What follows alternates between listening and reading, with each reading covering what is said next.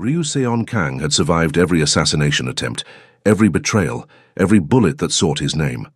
But on this particular Tuesday night, returning home 3 hours early from a cancelled meeting, survival came down to 2 whispered words from the most unexpected person in his mansion. "Stay quiet." Ilara Quinn's trembling voice cut through the darkness of the service corridor. Her hand pressed against his chest, forcing the most feared man in Atlanta's underworld against the wall. Before he could react, armed shadows moved past them through the main hallway, men who wore the uniforms of his own security team, but carried the intent of executioners. His own family had sent them, his uncle's final solution to the problem of a boss who'd grown too merciful, too human, too dangerous to the old ways that built their empire on blood and fear. And somehow, impossibly, his housekeeper, a woman who'd worked in his home for barely 3 months, had discovered the plot in time to save his life. 3 months earlier, Ryu Seon-kang hadn't planned on hiring anyone new. His household staff had been carefully vetted, each person a known quantity, loyal through either fear or genuine respect. The position of junior housekeeper meant nothing to him, a necessary role filled by whoever Mrs. Han Mi-suk, his head of household, deemed appropriate. "Her references check out," Mrs. Han had said, placing the thin application on his desk. "She's been through difficult circumstances, needs the work desperately." Seon-kang barely glanced at the photo. 28 years old Ilara Quinn, African-American Atlanta native, previous employment at a hotel that had closed 6 months prior. No criminal record, nothing remarkable. "Fine, you handle it," he'd replied, already moving on to the next crisis requiring his attention. That had been his only mistake, not paying attention to the woman who would one day stand between him and death. Ilara's first month passed invisibly. She cleaned rooms he never entered, polished furniture he never noticed, existed in the careful margins of his massive estate like all good staff should. Seon-kang preferred it that way. His world demanded absolute focus, negotiations with suppliers, territorial disputes, the constant pressure from his uncle Ryu Jin-ho's faction within the organization. At 31, Seon-kang knew he was young for his position. When his father Ryu Jun-woo died suddenly 2 years ago, the succession had been contested. Seon-kang won through a combination of his father's loyal supporters and his own ruthless efficiency. But winning a position wasn't the same as securing it. "You're too soft," Uncle Jin-ho said during their weekly family dinner, his voice carrying the weight of someone who'd spent 4 decades in the criminal underworld. "Your father understood that fear is the only currency that matters." Seon-kang picked up his soju glass, meeting his uncle's gaze. "Fear breeds rebellion. Respect breeds loyalty." Pretty philosophy for someone who's never gone hungry. Jin-ho's smile didn't reach his eyes. "The Americans have made you weak." "The Americans," Seon-kang replied evenly, "buy 90% of what we import. Alienating them would be stupid, not weak." The conversation shifted, but Seon-kang felt the undercurrent. His uncle's generation believed in the old ways, brutal enforcement, public displays of violence, maintaining power through terror. Seon-kang's approach focused on efficiency, on making the organization so profitable and well-connected that violence became unnecessary except as a last resort. It made him wealthy. It made him respected outside the Korean community. But within the family's inner circle, it made him vulnerable. He noticed Ilara Quinn for the first time 2 months into her employment, purely by accident. Returning home late from a meeting, Seon-kang found himself unexpectedly hungry. His driver had the night off, so he'd driven himself, a rare moment of solitude. The kitchen lights were on. Seon-kang moved silently through his own home, instinct taking over. His hand moved to the gun at his waist, his body tensing for confrontation. When he reached the doorway, he found not an intruder, but his junior housekeeper, sitting at the small staff table with a book open in front of her. She looked up, startled. "Mr. Ryu, I'm so sorry, I didn't realize you were home. I'll stay." He surprised himself by saying it. "What are you reading?" Ilara hesitated, her dark brown eyes assessing him with an intelligence he hadn't expected. After a moment, she turned the book so he could see the cover. "Understanding Korea, a cultural guide." "Mrs. Han mentioned you prefer certain things done in specific ways," she explained quietly. "Some of them connect to Korean customs. I wanted to understand better, so I don't make mistakes." Seon-kang found himself intrigued despite himself. Most people don't bother learning. Most people probably don't need this job as badly as I do. Her honesty was refreshing. I can't afford mistakes. He studied her more carefully then. She wore the standard staff uniform, plain and professional.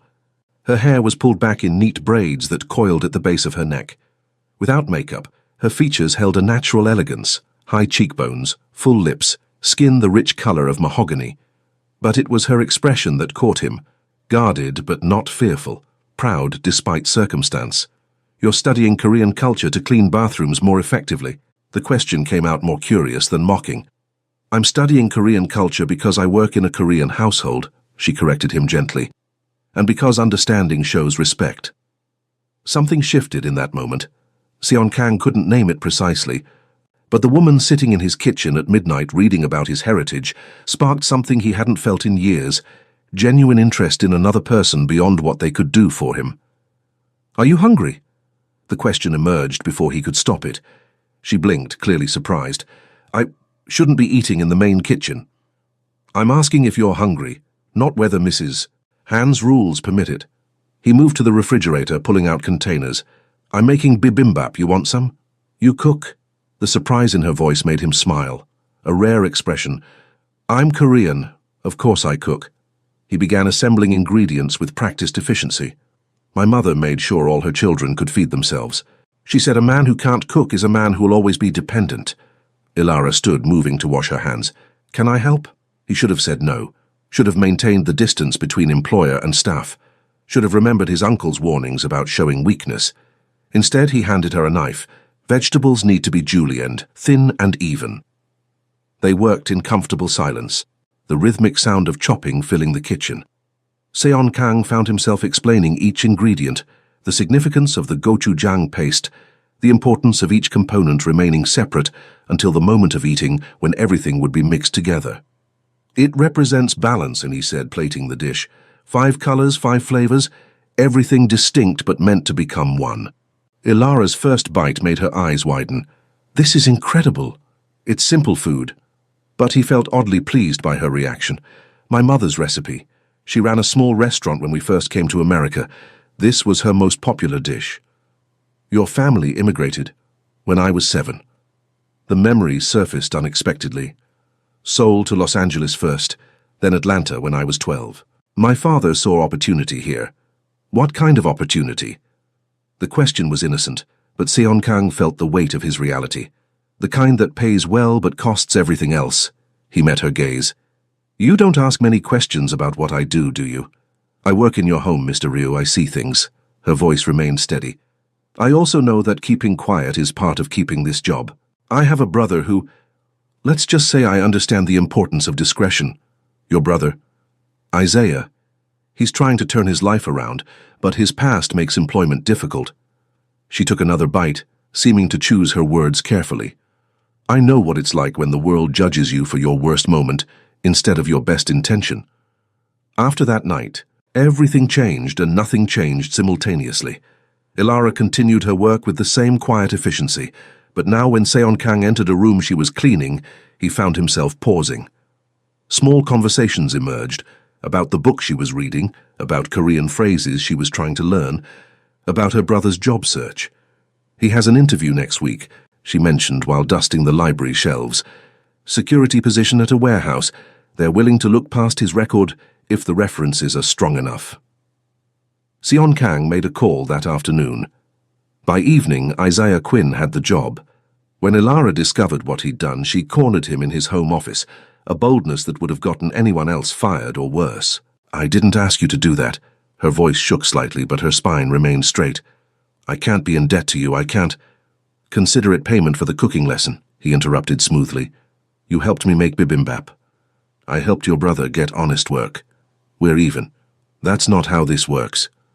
She stepped closer, and Seon-kang caught the subtle scent of cocoa butter and something uniquely her. Men like you don't give something for nothing. You're right. He leaned back in his chair, studying her. I usually don't. But you're assuming I did it for you. Maybe I did it because having a man with your brother's skill set grateful to me might prove useful someday. It was a lie. He'd done it purely because the gratitude in her voice when she spoke about her brother's interview had reminded him of his own sister, the one he'd lost years ago to violence he couldn't prevent. But Ilara didn't need to know that. She searched his face, clearly trying to decide whether to believe him. Finally, she nodded slowly. "Then I guess I should say thank you. You should get back to work before Mrs. Han thinks I'm keeping you from your duties." As she turned to leave, he called out, "Ilara?" She paused, glancing back. "Your brother.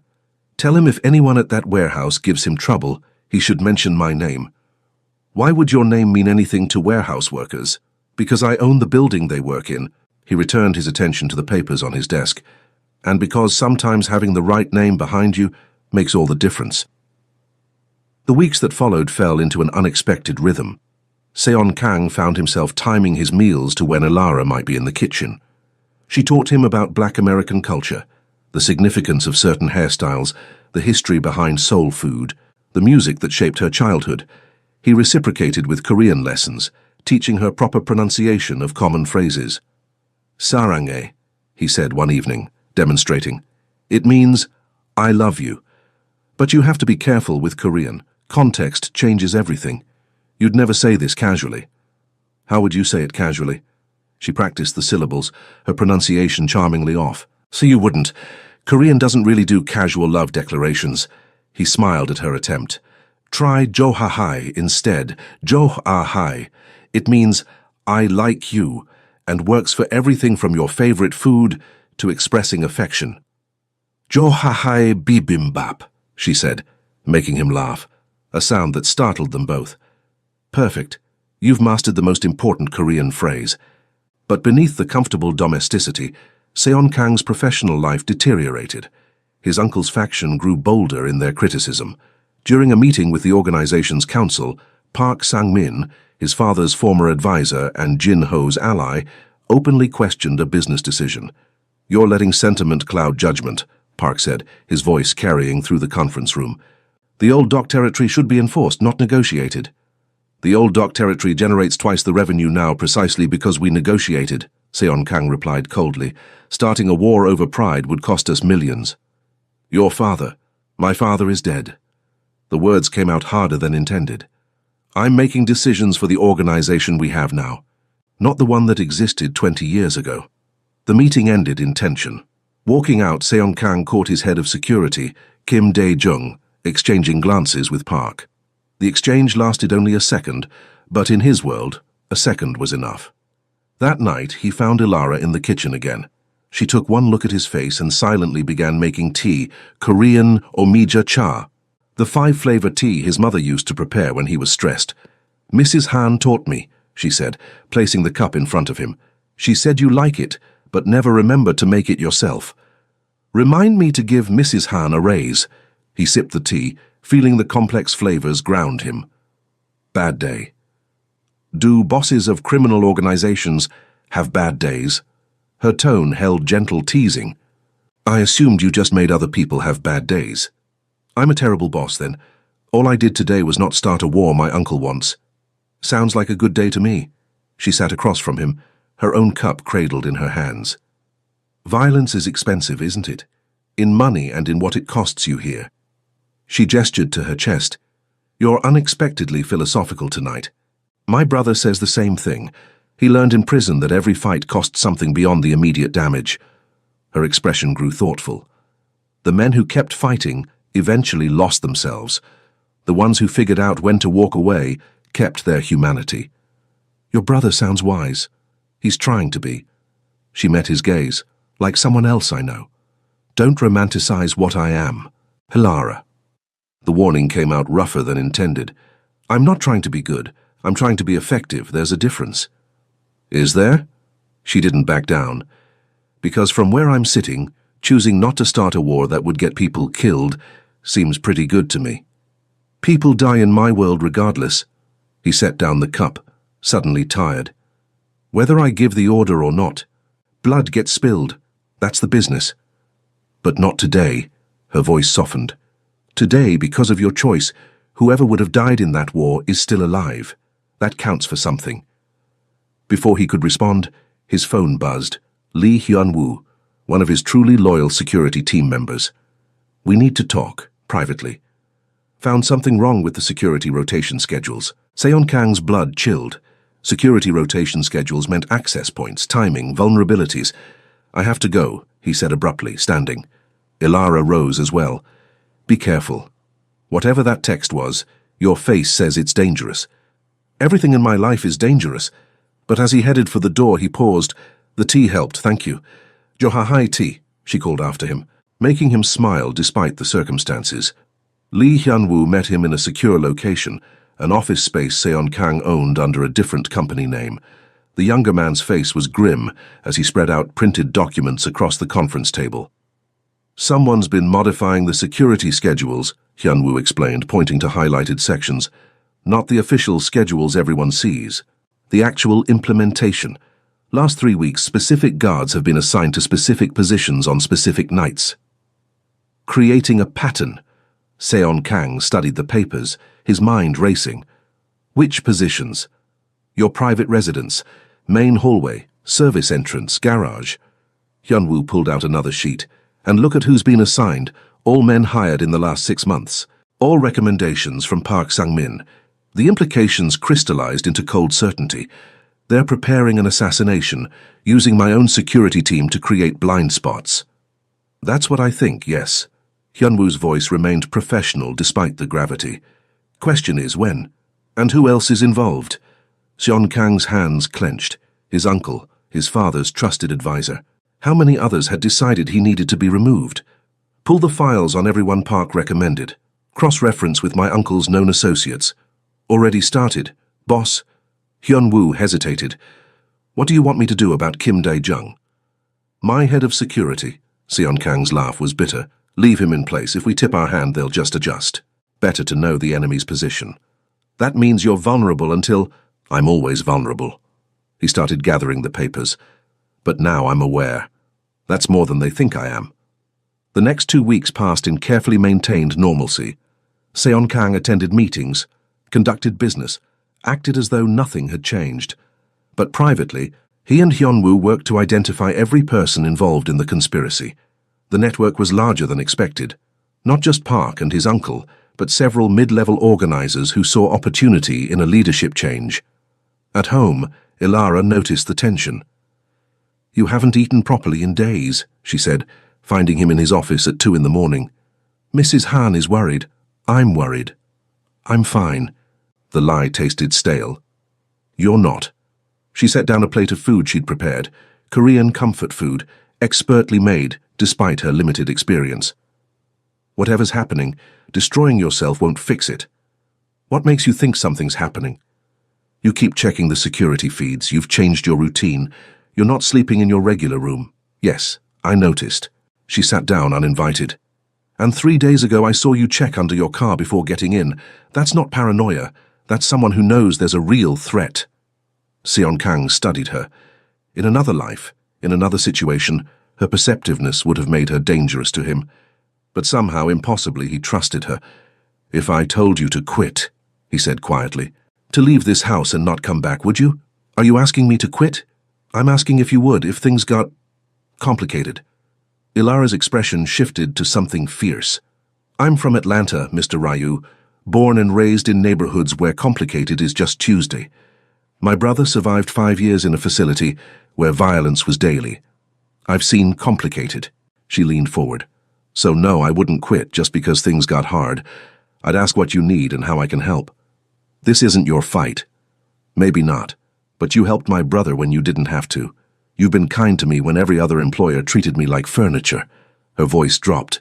And honestly, you're one of the few good things in my life right now, so if someone's trying to hurt you, I'd like to know about it. Why? The question came out raw. Why would you care what happens to me? Because you matter. Simple. Honest. Devastating. I've spent enough time around you to know you're trying to be better than what you were raised to be. That counts for something. Before Seon Kang could respond, before he could process the emotions her words stirred, his phone buzzed with a message from Hyun-woo. Tonight. Confirmed.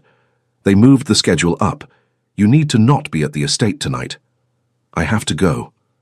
He stood abruptly, calculating. His secured apartment downtown or the hotel suite he kept for emergencies. What's wrong? Ilara read his face. Mr. Ryu? What's happening?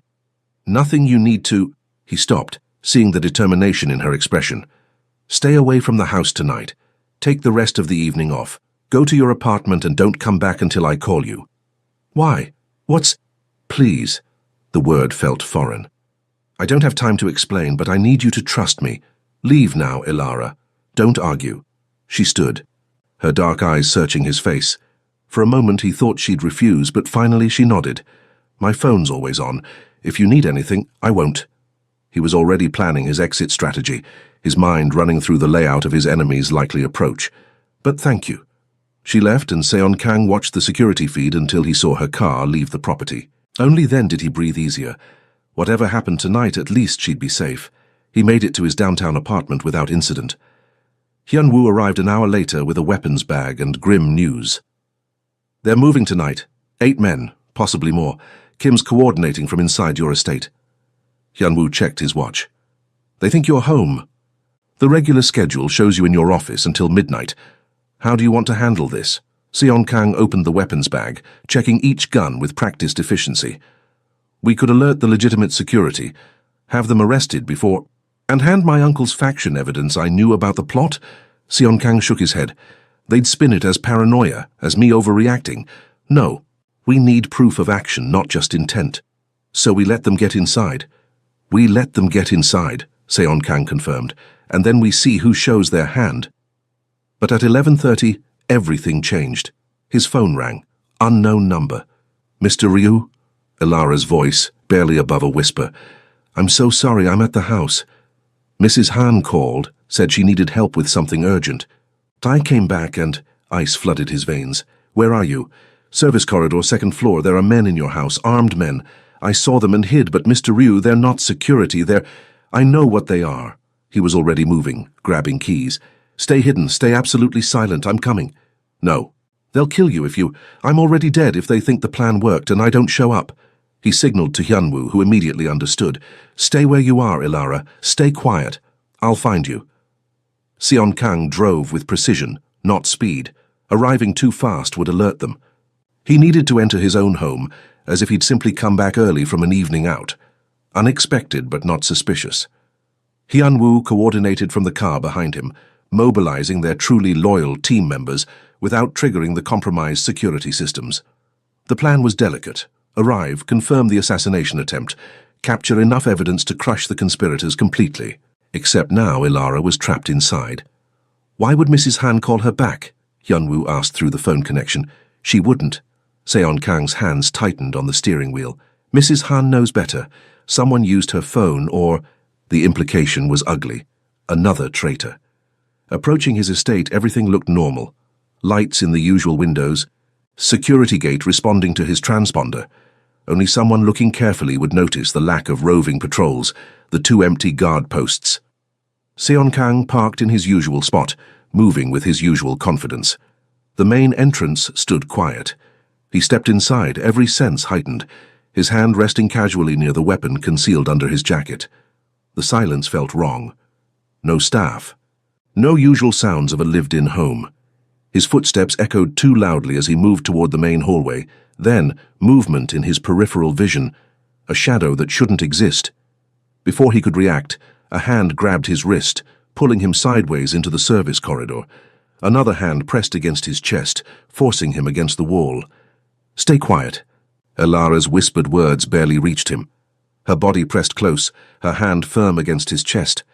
In the darkness, he could see her face inches from his, eyes wide, breathing controlled despite obvious fear.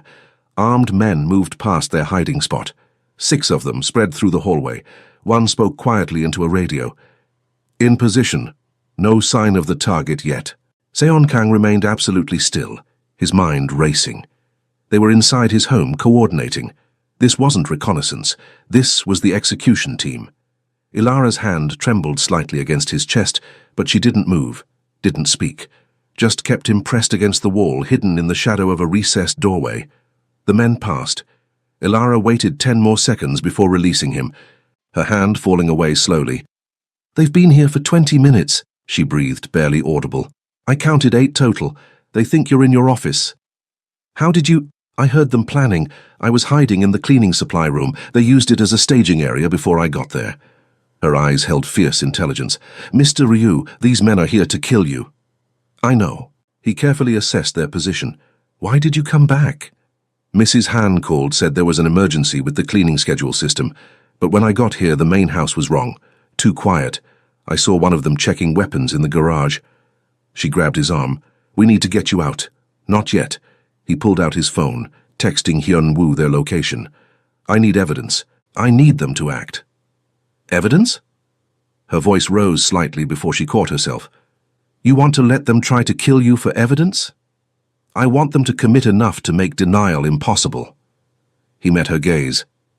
My uncle planned this. My father's oldest friend. Half my security team. If I run now, they regroup and try again. I need to end this permanently. By dying. By making them think they've won, then proving they've lost. He checked the hallway. Clear. Can you get to the security control room? The one off the kitchen. At his nod, she thought quickly. Yes, if I go through the back stairs. Do it. Lock yourself in. There's a panic button under the main console. Press it twice, wait 5 seconds, press it 3 more times. That's the signal for the actual security team to enter with full force. What about you? I'm going to my office. Let them find me. That's insane. Her hand gripped his arm tighter. Mr. Ryu, Seon Kang, you can't just... The use of his given name stopped him. This is the only way, Ilara. There's always another way. Her voice caught. You helped my brother. You've been kind to me. You matter, remember? Don't throw your life away for pride. It's not pride. He covered her hand with his. It's everything. My father's legacy, the people who depend on me, the future I'm trying to build. If I run now, I lose it all anyway. She stared at him for a long moment, then nodded slowly. The security room panic signal. Then what? Then you stay locked in until this is over. He hesitated. Ilara, thank you. For the warning. For caring. Don't die. She squeezed his hand once. I mean it. Don't you dare die and make me feel guilty for leaving you. Despite everything, he smiled. I'll do my best. They separated. Her toward the back stairs, him toward his office. Seon Kang moved through his home with practiced ease, making no effort to hide. Let them see him. Let them think the plan was working. His office door stood ajar. He entered, moving to his desk, pouring scotch with steady hands. The hidden cameras Hyun-woo had installed would capture everything. Now he just needed them to make their move. The waiting felt eternal. 2 minutes, 5, 10. Then Kim Dae-jung stepped into the doorway, gun drawn. Boss? His voice held false regret. I'm sorry it came to this. Are you? Seon Kang sipped his scotch, appearing calm. My father trusted you. I trusted you. Your father was great. You're weak. Kim moved closer, other men filing in behind him. Your uncle tried to teach you, but you wouldn't listen. All this talk of respect and negotiation, it's made us look soft. Soft? Seon Kang laughed coldly. We've tripled our revenue since I took over, expanded into 6 new territories without firing a shot. But you call that soft. We call it the end of an era. Park Sang-min entered the room, his expression satisfied. Jin-ho will restore the organization to what it was, what it should be. And you think executing me in my own home will accomplish that? Seon Kang set down the glass. Half the organization is loyal to me. You'll start a civil war. We'll win it. Park signaled to Kim. Make it clean. 1 shot. Kim raised his weapon. The panic alarm screamed through the house. Chaos erupted instantly. The real security team, Hyun-woo's carefully selected loyalists, poured through the doors. The assassins, caught off guard by an alarm that shouldn't exist, hesitated for crucial seconds. Seon Kang dove behind his desk as gunfire exploded. Not the clean execution Park had planned, but a messy firefight that would leave evidence everywhere. Perfect. Kim tried to run, but Hyun-woo's team had blocked all exits. Within minutes it was over. 8 conspirators captured alive, weapons confiscated. Everything recorded by the security system Seon Kang had upgraded specifically for this purpose. Park Sang-min, pinned against the wall with 3 guns pointed at his head, looked at Seon Kang with pure hatred. You knew. I knew. Seon Kang stood, brushing off his jacket. You think I'm weak because I prefer negotiation? I negotiated the loyalty of people you dismissed. I built networks you couldn't see, and when you moved against me, I had enough advance warning to turn your assassination attempt into evidence that will destroy everyone involved. Jinho is currently being arrested by federal agents. Seon Kang checked his watch. They have recordings of him discussing human trafficking, money laundering, and conspiracy to commit murder. Funny thing, one of those soft negotiations I made was with a prosecutor who really wanted evidence on my uncle's off-the-books operations. I've been providing it for 6 months.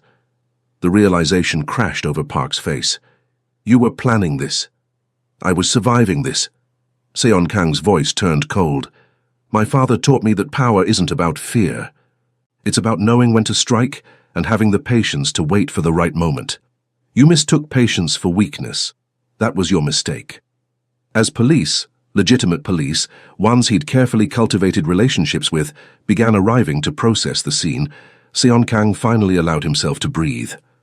Then he remembered. Ilara.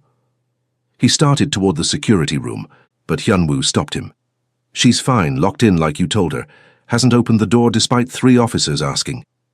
Hyunwoo's expression held rare approval. Smart woman, brave too. One of the assassins tried the security room door. She told him very loudly that she'd already called 911 and he should leave before police arrived. She bluffed an armed man? She saved your life, boss. If she hadn't triggered that alarm when she did, Hyunwoo didn't need to finish. Seon Kang found the security room door locked, as reported. He knocked gently. Ilara, it's me. You can come out now. Silence. Then, how do I know it's really you? Because I'm the one who taught you how to say I like you in Korean. He smiled despite the adrenaline still coursing through him. And because I promised I wouldn't die and make you feel guilty. The lock clicked. The door opened slowly. Ilara looked at him with eyes that held too many emotions to name. Then she grabbed the front of his shirt and yanked him into the room, slamming the door behind him. You absolute idiot! Her voice shook with fury and relief. You walked into your office knowing they were going to shoot you. She hit his chest with her fist. Not hard enough to hurt, but hard enough to make her point. I heard the gunshots. I heard fighting. I thought you were dead. I'm not. He caught her hand, holding it against his chest. I'm fine. You saved my life, Ilara. If I hadn't triggered that alarm, you would have had another plan. But her anger was dissolving into something else. Wouldn't you? You always have another plan. Usually. His thumb brushed over her knuckles. But having you watch my back made this one work better. I was terrified. The admission came out broken. I was locked in here listening to gunfire and thinking about how I'd just lost someone who mattered. Again. My father was killed during a robbery when I was 16. My mother died 2 years later. Heart gave out from the stress and grief. Isaiah went to prison because he tried to avenge them and made everything worse. She looked up at him, tears tracking down her face. I've lost everyone who mattered, Seon Kang. I wasn't ready to lose you too. Something in Seon Kang's chest cracked open. This woman, this beautiful, brave, impossibly strong woman, had burrowed into his life and made herself essential, not as an employee, not as a convenience, as someone who truly saw him and chose to care anyway. You're not losing me. He pulled her closer, wrapping her in his arms. I promise you, Ilara Quinn, you're not losing me. She clung to him, her face pressed against his chest. He could feel her trembling, could feel the aftermath of fear and adrenaline working through her system. So he held her, letting her take whatever time she needed.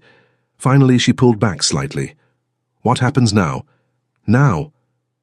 He brushed a thumb across her cheek, wiping away tears. Now I dismantle my uncle's faction, consolidate power and prove to everyone that mercy isn't weakness. Now I build the organization I've been trying to create, one that doesn't require blood to function. And me? Her voice was small. What happens to me? Seon Kang looked at her, this woman who'd read Korean cultural guides to understand him better, who'd hidden in a supply closet to gather intelligence on his assassins, who'd risked her life to warn him when running would have been safer. That depends on what you want. His hand cupped her face, thumb tracing her cheekbone. You could go back to being my housekeeper, pretend tonight never happened, or? Or you could acknowledge that you're not just staff anymore, that you haven't been for a while. His voice dropped. That I trust you more than people I've known for years, that having you in my life matters more than I'm comfortable admitting. Ilara's eyes widened. Mr. Ryu. Sion Kang. He smiled slightly. I think we're past formalities, considering you've seen me nearly assassinated. Sion Kang. She tested his name, her pronunciation still charmingly imperfect. What are you saying? I'm saying I want you to stay not as an employee, as something more. Something I'm honestly terrified to name because I haven't felt this way about anyone in longer than I can remember. He took a breath. I'm saying that my life is dangerous, complicated, and morally grey, and I'm asking if you'd consider being part of it anyway.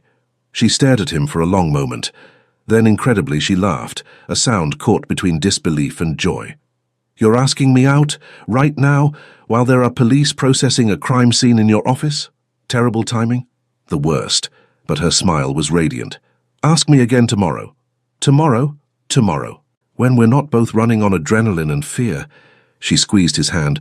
When you're sure you mean it. When I'm sure I'm not just relieved you're alive. And if I still mean it tomorrow? Then I'll probably say yes. Her eyes held promise. Because you're right. This stopped being just a job a long time ago, and you matter to me too, more than I should probably admit. A knock interrupted them. Hyunwoo announcing that the police needed Sion Kang's statement. Duty calls, Ilara said softly. Stay? He didn't want to let her go yet. I'll give my statement, deal with the aftermath, but stay in the house tonight. I want to know you're safe.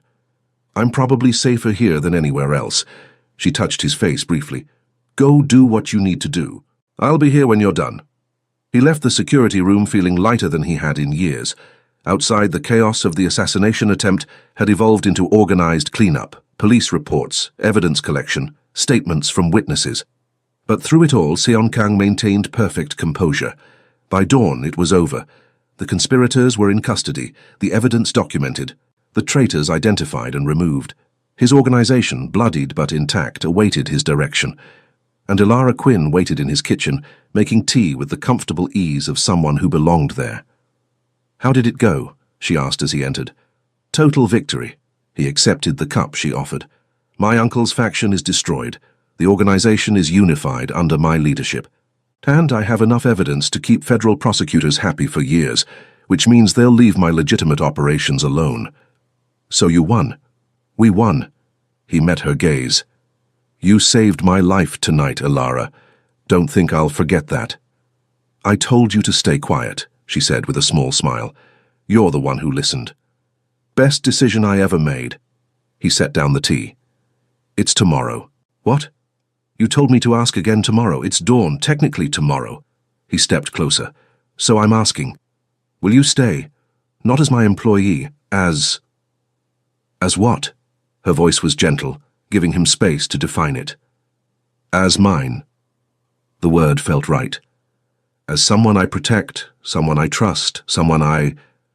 He hesitated on the edge of saying too much too soon. Someone who matters more than anything else. Ilara studied him, her dark eyes searching his face. Then she smiled, slow and sure and beautiful. Johahai, she said, her pronunciation better but still imperfect. You like me? He couldn't help grinning. I like you. She moved closer, her hand finding his. I like your terrible cooking lessons and your random Korean phrases, and the way you pretend to be cold, but do kind things when you think no one's watching. I like that you helped my brother and respected my intelligence and made me feel seen for the first time in years. She took a breath. So yes, Sion Kang, I'll stay. He pulled her into his arms, holding her close as the sun rose over Atlanta. Outside, his empire waited to be rebuilt. His enemies waited to be dealt with. His future waited to be shaped. But in this moment, with Ilara Quinn in his arms, Ryu Sion Kang finally understood what his father had tried to teach him. Power without connection was just elaborate loneliness. And he'd been lonely long enough. 6 months later, Ilara Quinn stood in Sion Kang's office, no longer as an employee but as his partner in every sense that mattered. The organization had transformed under their combined influence, profitable, efficient, and significantly less violent than under previous leadership. Your brother called, she said, reviewing messages on her tablet. The warehouse promotion came through. He's managing his own team now. Good. Seon-kang signed the last document, then reached for her hand, pulling her around the desk. What about your application? Accepted. She grinned. I start business school in the fall. Your accountant, Choi Soo-jin, agreed to write a recommendation. Apparently my intuitive grasp of organizational dynamics impressed her. You impressed everyone. He kissed her forehead, breathing in the scent of cocoa butter that had become synonymous with home. I'm proud of you. You're the one who suggested I apply. I just pointed out that you were already managing half my operations without realizing it. You're the one who decided to make it official. He tucked a stray braid behind her ear. How's Mrs. Han adjusting to you not being staff anymore? She keeps trying to serve me tea. Ilara laughed. I keep telling her we're equals now, but old habits die hard. Technically, you're above her in the organizational chart. Seon-kang's smile was wicked. You're the boss's partner. That trumps head of household. Don't. She swatted his arm. I'm not pulling rank on Mrs. Han. She taught me everything. She taught you to make bibimbap. I taught you to make business decisions that affect millions of dollars. There's a difference. You also taught me Korean curse words, which I'm about to use on you. Say it. He pulled her onto his lap. Say you love me in Korean. Sarange, she whispered against his lips. I love you, Ryu Seon-kang. Sarange, he replied. The words he'd never expected to mean. I love you, Ilara Quinn, my savior, my partner, my home. Outside, Atlanta bustled with life. Inside, two people from different worlds built something neither had expected, a future based not on fear, but on trust. And it all started because she'd whispered two words in the darkness. Stay quiet. The best advice he'd ever followed.